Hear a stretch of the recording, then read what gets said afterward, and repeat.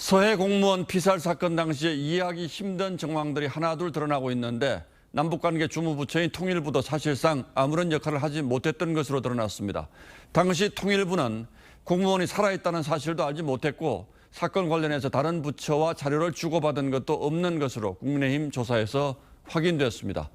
TF 단장을 맡은 하태경 의원은 사건 당시 문 대통령에게 이루어진 최초 보고에선 월북이 아닌 추락이라는 표현이 적혀 있다는 제보 내용도 공개했습니다. 이광희 기자가 보도합니다.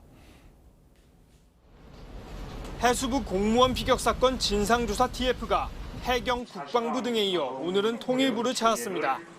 통일부는 공무원 이대준 씨 생존 6시간 동안 아무 정보를 공유받지 못했고 구조 관련 지시도 전혀 없었다고 TF에 밝힌 걸로 전해졌습니다.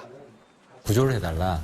이런 종류의 메시지를 공개적으로 이야기했으면 북한이 충분히 확인했을 것이다, 들었을 것이다. 이런 아쉬움을 표했다는 말씀. 통일부는 당시 내부 자료에서 시신을 소각한 북한군의 만행을 가리켜 화장이라는 표현을 썼던 사실도 새롭게 드러났습니다. TF 단장인 하태경 의원은 이와 별도로 신빙성 있는 제보라며 문재인 전 대통령에게 이뤄진 최초 서면 보고는 추락으로 추정되는 사고가 있었고 북측 해역에서 우리 국민이 발견됐다는 것이었다고 밝혔습니다. 하 의원은 청와대 회의를 거친 뒤 추락이 월북으로 돌려냈고 문 전 대통령은 이 씨의 위치를 확인하고도 아무런 구조 지시를 하지 않은 것이라고 덧붙였습니다. 민주당도 서해 공무원 사망 사건 TF 출범 첫 회의를 열고 국방부와 합참, 해경 간부들을 불러 월북 입장을 번복한 건 정치 공세라고 주장했습니다.